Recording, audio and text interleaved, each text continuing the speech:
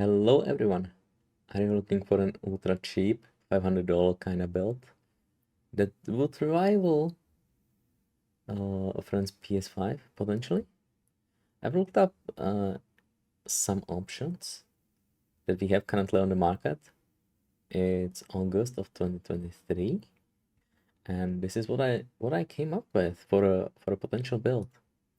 So, starting with the CPU, which is the most important thing, which is the most important part, because it, of course, sets up the platform for the build. I went with the Ryzen 5 5500. Why? Because it's a good value. It's a potentially a really good value for a 6-core 12-thread CPU. I know it's an AM4 platform, which is kind of deprecated at this point, but still, if you're on a budget, AM4 is a great option for gaming. It's a great option. You can't really rival the price to performance with an AM5 or 13 or 12 gen Intel. You can't. And I went with 5500 because you can't really go any lower than that. Because of the video card of the GPUs I picked up, you wanna have resizable bar. You know, 55 Ryzen 5000 series is the minimum. If you could pick up like a 3700 for about the same price, $90, that would be good too. That would be great too, especially if you're more into CPU heavy performance tasks or simulation games like Civilization or other type of games that rely heavily on the CPU. Then you might see a benefit of getting something a little bit better or with more cores than 5500. But 5500 for a casual gamer, completely fine. It's a great CPU still. Shame we can't go with like 5600 because the extra L3 cache would be really good.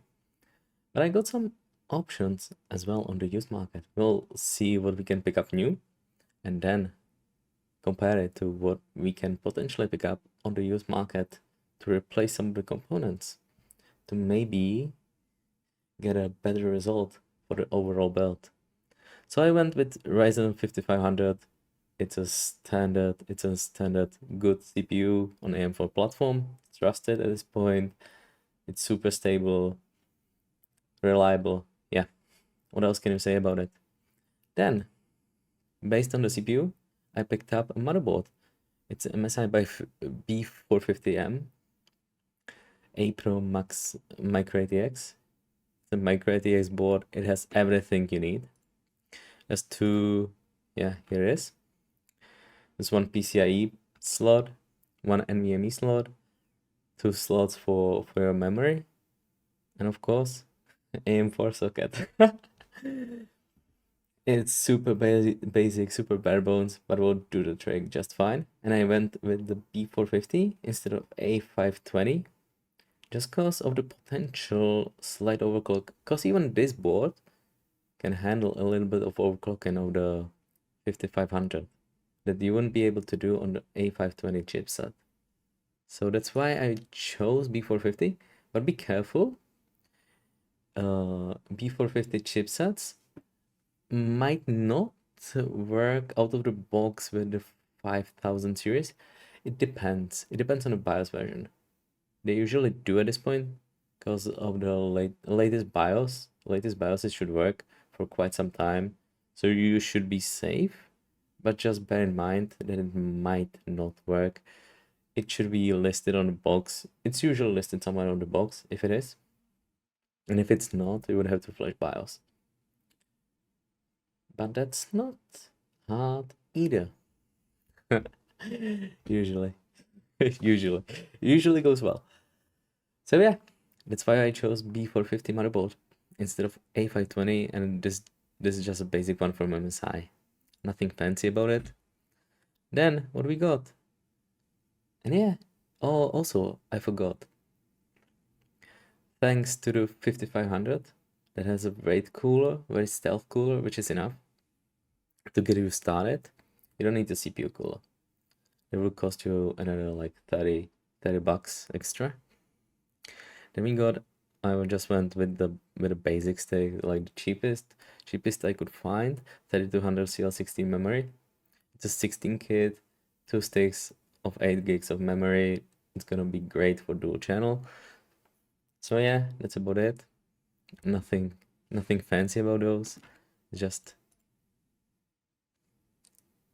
2 generic sticks of memory, but they should work great. Absolute treat for us. Then we have some space, because who, 500 gigs is not really much these days. So I'm with a terabyte NVMe SSD. I know I could have gone for a 500 gig version and save like 10-15 bucks, but a terabyte, it's a minimum these days. And it's a PCIe 4 as well, this Kingston NV2. I thought it was a good deal for 40 bucks, and I think it is.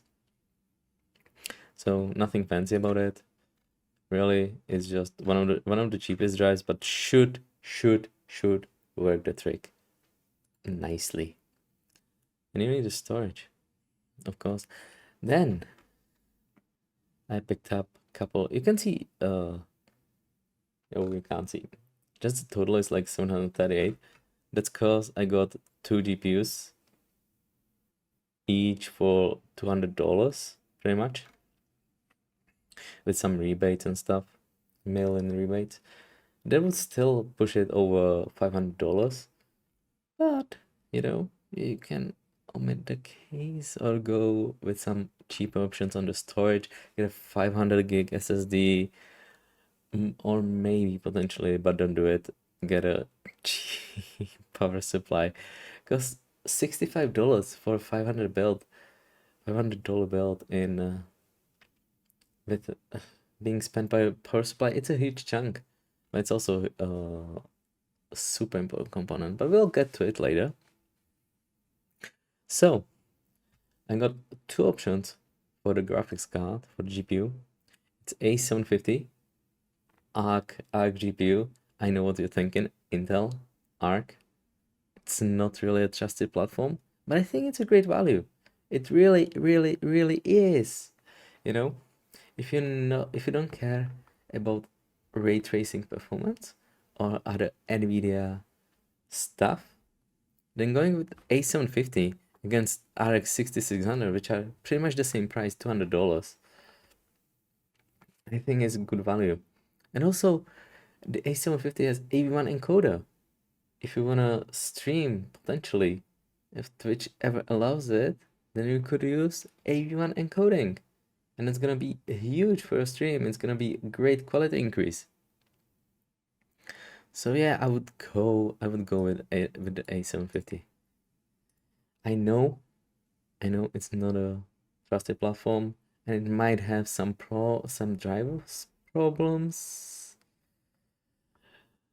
especially if you're trying to run like DX9 games, like older games.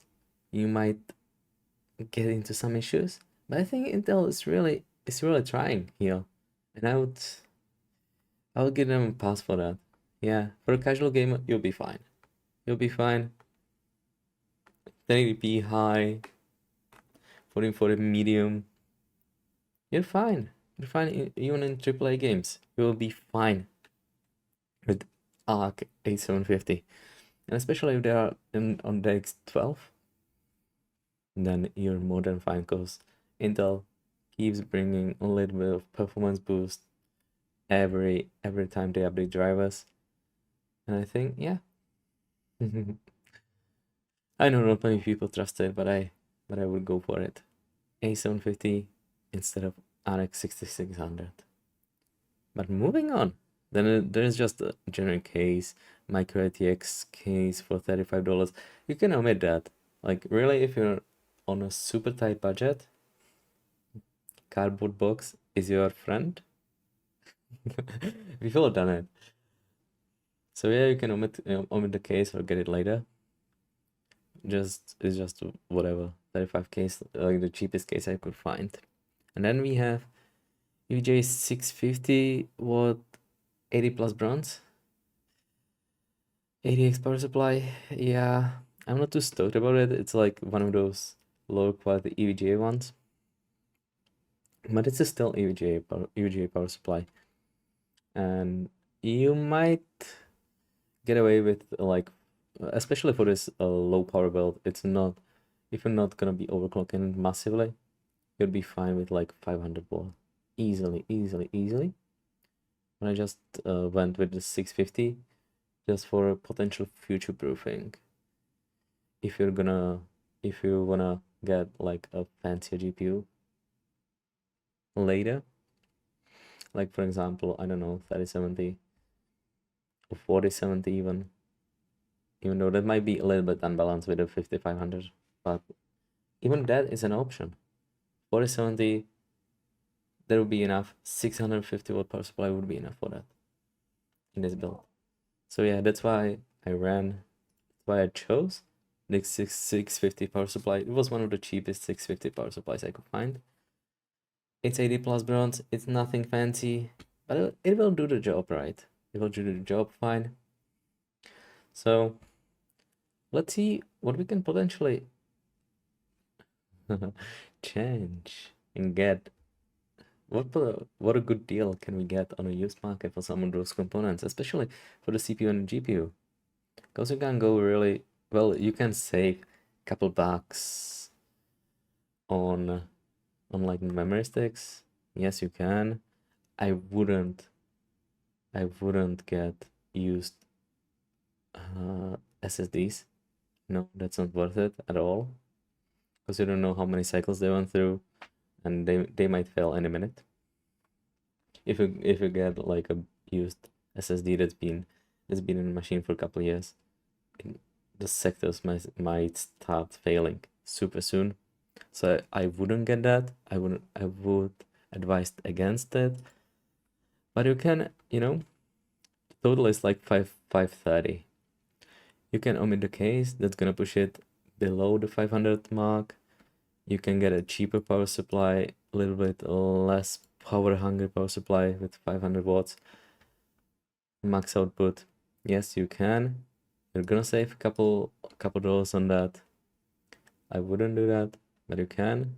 If you're really on a strict tight budget, you can get a cheaper SSD, like 500 gig NVMe drive. That's gonna save you a couple bucks too. Or you can get a slower memory, but Ryzen really shines with a high-speed memory. So, and 3200 is like the standard now. But yeah, let's look at the used market. I found a couple listings. They've all been sold. So instead of the 5500, you can pick up a 5600 and even save some money. And this 56, difference between those two CPUs is on the L3 cache, I think. The 5600 has a double the amount of cache. So here it is, for example, there's a 5600X. Oh, bent pins. That's not ideal. You wanna look for some good ones. Rate cooler. This one looks fine. 5600X for $85. Was sold. Hey, you can find those deals and you can save some money and potentially get a better gaming experience, because the cache, you will notice that that's gonna make you a couple FPS. Double the L3 cache. That's gonna make the processor, the CPU, a little bit faster. It will. If you overclock it, it's gonna get even faster. And this is the bint version, the 5600X. So it has higher clocks out of the factory. And it still includes the cooler. It's a good deal for $85. Yeah. But if you're fancy, a little bit more cores, then you can find a 3700. You will lose resizable bar, which is kind of a big deal for the ARC, or the AMD 6600 XT. 6600. It wasn't even XT. We couldn't fit an XT. But it's an option if you're doing a little bit more not even in coding, because that's hard. That's hardware accelerated these days. But if you rely on more cores, on more multi-thread applications that can support, that can utilize those for extra threads, then yeah, 3700X might be an option for you. For sure. It will still give you a good gaming experience. And with those, in those multi-thread applications, it will be better than the 5500. So yeah, that's an option. And it's also about 80. You can find $75, $80 deals. So yes, that might be an option. And then instead of the GPU, you know, just be careful about when you're buying these GPUs. Just be careful. If you can stress test them on site, that's ideal. Go pick them up. Don't let them be shipped to you. If you don't wanna be hanging out with a brick instead of a GPU. But even then, you might find good deals. Like if you care about getting good ray tracing performance instead of the ARC or the AMD RX 6600, you can get 3060 for about the same price. Or even I saw like these look sus a little bit because they're from the same seller. They're a little bit sus, 3060 Ti's. I don't know if I would trust these listings, but even then, like you can get 3060 for 200, which will be fine. Like 3060 Ti would be ideal for about the same price, but I think that's a little bit, yeah, these are a little bit sketch. Not gonna lie. I don't know if there's something wrong with them. They look too good to be true, which is usually a red flag. But 200, yeah, I would trust 200 for 3060. Seems fair. So it seems a little bit on the low side. And CVGA, nice. It's a 12 gig variant as well. Nice. So yeah, you can get good deals in used market if you want. Oh, instead of the 6600, you can get 6600 XT on the used market for about $40-50 less than a 6600. And the 6600 to 6600 XT is quite a big, substantial jump.